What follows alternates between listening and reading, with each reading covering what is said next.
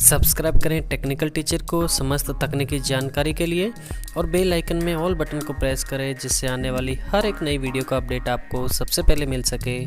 साथियों, अगर आप पेंशनर हैं या फैमिली पेंशनर हैं, राजस्थान गवर्नमेंट हेल्थ स्कीम में आप अपना पंजीयन करना चाहते हैं तो ये वीडियो आपके लिए है। इस वीडियो में हम बात करेंगे कि किस तरीके से आप अपना पंजीयन RGHS पोर्टल पर कर सकते हैं विदाउट SSO ID, आपकी जो गवर्नमेंट ID है उसके बिना किस तरीके से आपको अपना सिटीजन SSO ID जनरेट करना है और उसके बाद में आपको किस प्रकार से पंजीयन करना है, इसकी संपूर्ण जानकारी मैं इस वीडियो में आपको देने वाला हूं।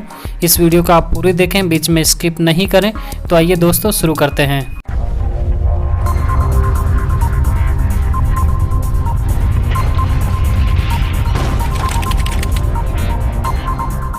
अब हम बात करते हैं पेंशनर्स के रजिस्ट्रेशन के बारे में।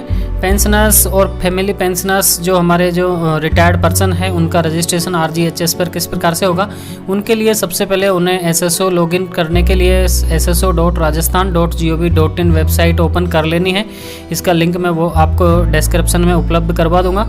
उस पर क्लिक करने के बाद में आपको कुछ इस तरीके का इंटरफेस दिखाई देगा राजस्थान सिंगल साइन ऑन का। इसमें आपको लॉगिन और रजिस्ट्रेशन का प्रोसेस दिखाई देगा आपके राइट साइड में। इसमें अगर आपने ऑलरेडी अपनी सिटीजन ID बनाई हुई है तो सिटीजन ID आपको लॉगिन करनी है। अगर आपके पास अपना एम्प्लॉय ID का जो एम्प्लॉय ID के माध्यम से SSO ID है, पासवर्ड है, तो उसके माध्यम से आपको लॉगिन करना है। अदरवाइज रजिस्ट्रेशन पर क्लिक करके और आप अपने आधार कार्ड या अपने जन आधार कार्ड की सहायता से और आपको रजिस्ट्रेशन कर लेना है सिटीजन ऐप में। सिटीजन ऐप में रजिस्ट्रेशन करने के बाद में आपको लॉगिन करना है या फिर आपको अपने जो पहले से ID बनी हुई है उसके माध्यम से लॉगिन करना है, या फिर आप अगर गवर्नमेंट एम्प्लॉय की आपकी गवर्नमेंट एम्प्लॉय ID और पासवर्ड हैं तो उनके माध्यम से आपको लॉगिन कर लेना है। लॉगिन करने के पश्चात में अब आपको कुछ इस तरीके का इंटरफेस उसमें दिखाई देगा। इसमें आपको सर्च ऐप्स का ऑप्शन दिखाई देगा, उसमें आपको सर्च ऐप्स में क्लिक करके और RGHS को सर्च कर लेना है।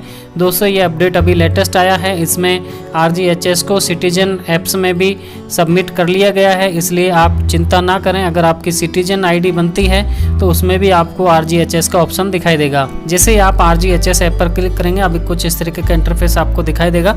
इसमें हमारी जो ये RGHS योजना है उसके बारे में कुछ डिटेल लिखी होगी।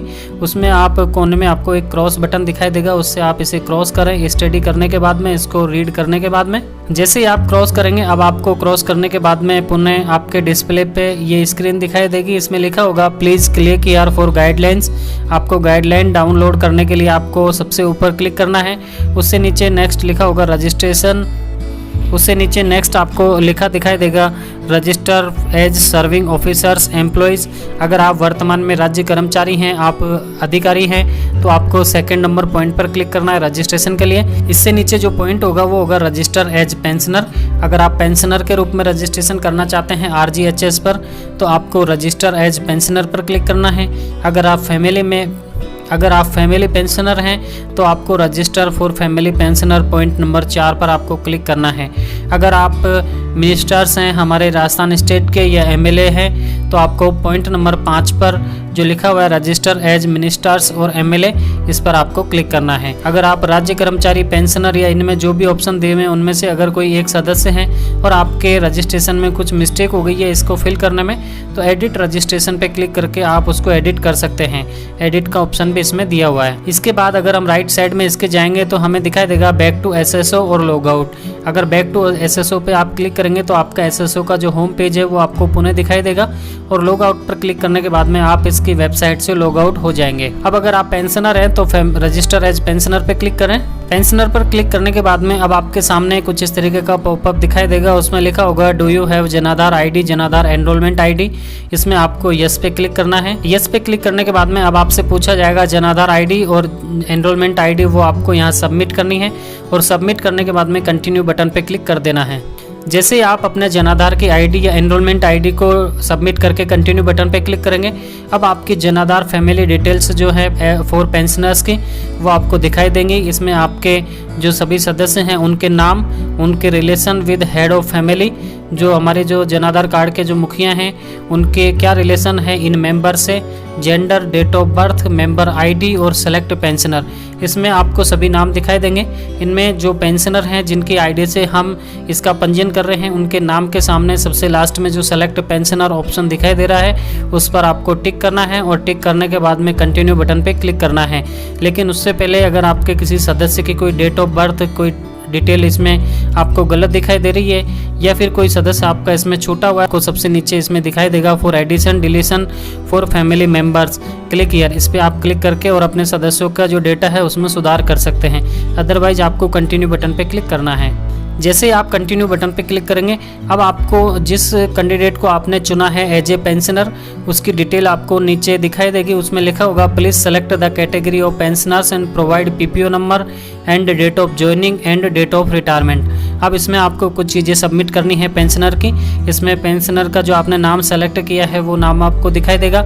इससे नेक्स्ट कैटेगरी में होगा आपका कैटेगरी। इसमें आपको अपना जो पेंशनर की कैटेगरी है उसका चयन करना है। उसके बाद नेक्स्ट है पीपीओ नंबर। आपको पीपीओ नंबर आपके जो पेंशनर के जो नंबर हैं वो फिल करने हैं। इसके बाद नेक्स्ट आ जाता है डेट ऑफ ज्वाइनिंग। आपको अपनी जो डेट ऑफ ज्वाइनिंग है वो सबमिट करनी है। नेक्स्ट ऑप्शन है आपका डेट ऑफ रिटायरमेंट। आपको अपना डेट ऑफ रिटायरमेंट सबमिट करना है और उसके बाद में वेरीफाई बटन पे क्लिक कर देना है। अब इसमें अगर हम कैटेगरी की बात करें, सेलेक्ट कैटेगरी की, तो इसमें बहुत सारे ऑप्शन आपको इसमें दिखाई देंगे। लेकिन एज ए पेंशनर आपके जो पेंशनर वाले ऑप्शन है वही आपके इसमें खुलेंगे। उनमें आपको जो सेलेक्ट करना है पेंशनर वाला उसको आप एक बार देख लें। अगर आपकी 1/1/2004 से पहले की पोस्टिंग है और उसके आप पेंशनर हैं तो आपको पेंशनर्स आरसीएस पेंशन रूल 1996 इस पर आपको क्लिक करना है। इस बात का आप ध्यान रखें। पेंशनर की डिटेल सबमिट करने के बाद में आपको जैसे ही आप वेरीफाई करेंगे, वेरीफाई करने के बाद में इससे नीचे आपको ऑप्शन दिखाई देगा define family with respect to selected pensioner. इससे तात्पर्य है कि जो पेंशनर है उसकी जो फैमिली है उसके सदस्यों के नाम इसमें दिखाई देंगे। उनके सदस्यों को आपको डिफाइन करना है। सबसे ऊपर नाम होगा उस पेंशनर का जिसके नाम से हम पंजीयन कर रहे हैं। उनके relation, gender, is government employ, इन सभी जो ऑप्शन है इनमें एन लिखा होगा। इससे नीचे होगा उनके जो सभी सदस्य हैं उनका नाम। सभी सदस्यों के नाम में रिलेशन में आपको चयन करना है उनके जो रिलेशन है उसको। उसके बाद नेक्स्ट ऑप्शन आएगा इज गवर्नमेंट एम्प्लॉय। अगर इनमें से कोई गवर्नमेंट एम्प्लॉय हैं तो आपको गवर्नमेंट एम्प्लॉय पे टिक करना है। अगर इनमें से कोई पेंशनर है अन्य सदस्यों में तो आपको पेंशनर पे टिक करना है। अगर कोई इनमें से दिव्यांग है तो आपको नो, यस, दो ऑप्शन दिखाई देंगे, उनमें से उसका चयन करना है।